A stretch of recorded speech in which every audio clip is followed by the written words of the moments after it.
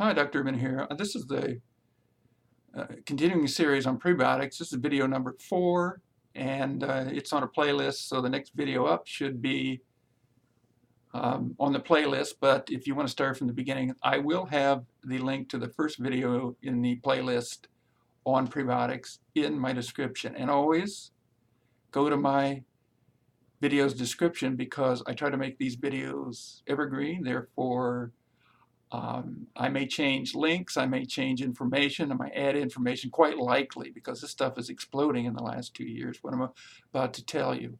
And I need to keep up, and I'll try to help you keep up. So what are prebiotics? They are soluble, long fibers that go through the gut, and one of their major roles is to settle in the large intestine where they are gobbled up as food for good bacteria, and those are good prebiotics.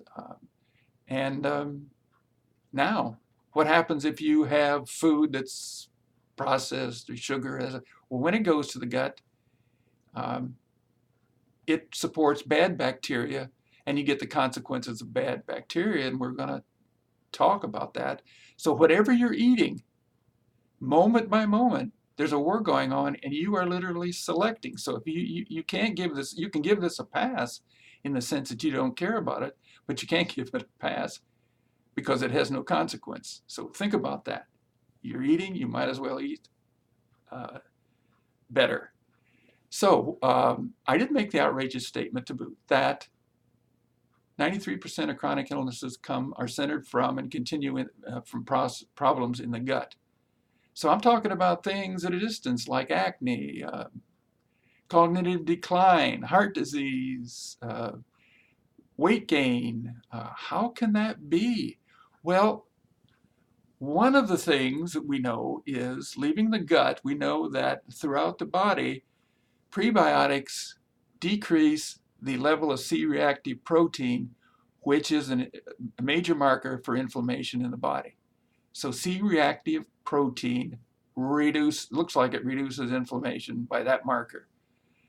Number 2, if you go to the proximal gut, that is the stomach, prebiotics lower the pH, increase the acid, and that's a good thing for digestion. People with acid reflux try to control the symptoms, not the cause, I would say, the symptom by taking acid inhibitors, but you can't take them for long because really the acid is needed for digestion, and there are consequences of low acid in the stomach, and you have to get off those suckers. So what is really going on with acid reflux is you have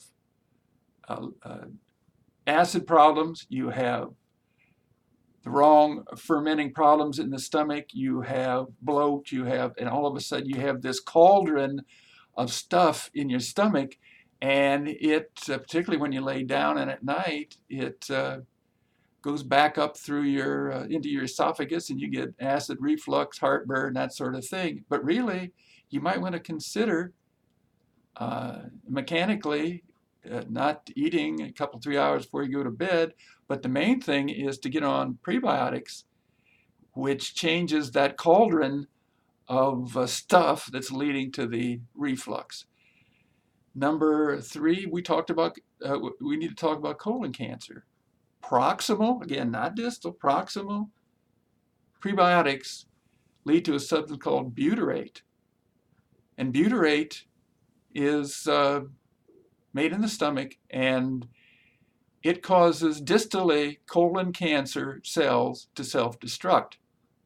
So 1, it could be a preventative for colon cancer, and 2, it may help in colon cancer patients. I had a friend or acquaintance who had colon cancer, and recently, but before I knew what I knew about the prebiotics, or rediscovered or had the epiphany, I wanted to say, what diet are you on? But I wasn't prepared to say, people treat colon cancer with leafy greens. I think I'd look like a fool. But now I can say, people seem to think that not the whole treatment, but you can fight colon cancer with butyrate made by proper prebiotics.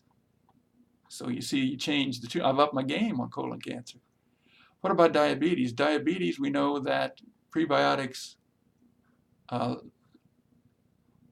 increase insulin sensitivity and decrease insulin resistance. And it may be that my type 2 diabetes, which was reversed by prebiotics and the Gundry diet, a large component of that correction, that reversal, which was unheard of and unsupported at the time, was due to my prebiotics. So think about it. If you have the signs of insulin resistance, such as a big belly or abdominal fat,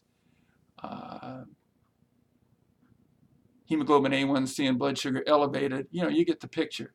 Consider adding prebiotics or taking a prebiotic mindset, which is what I want you to do. Finally, nutrients are more highly absorbed when prebiotics are around. For example, calcium may be up to 8 times more absorbed when you're using prebiotics. So get the prebiotic mindset, which is to make sure you get prebiotics every day. I take supplements. The link to the supplement I take will be in the video, the current supplement I take. And get on that prebiotic mindset. Take them every day. Don't assume you're getting them. Don't pass on taking them, because they are important, and they'll make a difference, and tell others.